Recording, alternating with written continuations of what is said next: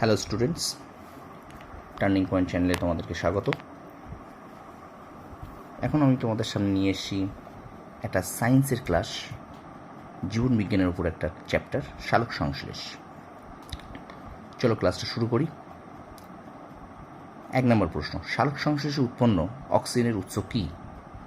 জল। 2 নম্বর প্রশ্ন, সালোক সংশ্লেষে উৎপন্ন গ্লুকোজ অণুর অক্সিজেনের উৎস কী? CO2। দেখো আমি ব্র্যাকেটে লিখে দিচ্ছি কার্বন ডাইঅক্সাইড। 3 নম্বর প্রশ্ন, সালোক সংশ্লেষের আদর্শ স্থল কোনটি? পাতা। 4 নম্বর প্রশ্ন, সালোক সংশ্লেষের সাথে জড়িত অঙ্গাণু কোনটি? ক্লোরোপ্লাস্ট। 5 নম্বর প্রশ্ন, সালোক সংশ্লেষের আলোক বিক্রিয়া কোথায় ঘটে? গ্রানায়। সালোক সংশ্লেষের অন্ধকার দশা কোথায় ঘটে? স্ট্রোমায়। সবুজ পাতার কোন কলায় সালোক সংশ্লেষ ঘটে? উত্তর হবে মেসোফিল কলা। কোন মৌল উদ্ভিদের ক্লোরোফিল অনুঘটনের জন্য প্রয়োজন? উত্তর হবে ম্যাগনেসিয়াম। স্টুডেন্টস, এই সালোক সংশ্লেষের উপর থেকে কিন্তু প্রচুর প্রশ্ন আসে যে কোনো কম্পিটিটিভ এক্সামে। আমার ক্লাসটা ভালো লাগলে চ্যানেলটা সাবস্ক্রাইব করো এবং আমার এই ভিডিওটা শেয়ার করো। চলো শুরু করি পরের প্রশ্নে। আমরা এগোই। 9 নম্বর, ক্লোরোফিলে কোন ধাতু উপস্থিত থাকে? উত্তর হবে ম্যাগনেসিয়াম। কোন মৌলের অভাবে উদ্ভিদের ক্লোরোসিস ঘটে? উত্তর হবে ম্যাগনেসিয়াম। 11 নম্বর প্রশ্ন, সালোক সংশ্লেষের ফলে উৎপন্ন প্রধান বস্তুটির নাম কি? উত্তর গ্লুকোজ। 12 নম্বর প্রশ্ন, বর্ণালীর কোন রঙে সালোক সংশ্লেষ ভালো হয়? লাল ও নীল।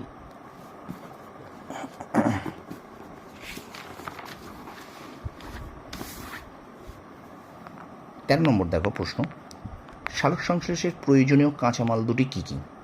জল, ব্র্যাকেটে লিখে দিয়েছি H2O, জলের সংকেত, এবং কার্বন ডাইঅক্সাইড CO2। 14 নম্বর, সালোক সংশ্লেষ প্রক্রিয়ায় উৎপন্ন প্রথম কার্বনযুক্ত স্থায়ী যৌগ কোনটি? উত্তর হবে PGA। পরের প্রশ্ন, সালোক সংশ্লেষ অন্ধকার দশায় উৎপন্ন শেষ স্থায়ী যৌগ কোনটি? উত্তর গ্লুকোজ। আরও একবার তোমরা আমার ভিডিওটাকে শেয়ার করো, লাইক করো এবং এই প্রশ্নগুলো ভীষণ ভালো করে মন দিয়ে পড়ো। আগামী যে কোনো এক্সামে তোমরা আশা করি তোমরা কমন পাবে এর থেকে। 16, সালোক সংশ্লেষে উপজাত বস্তুরূপে কী উৎপন্ন হয়? অক্সিজেন।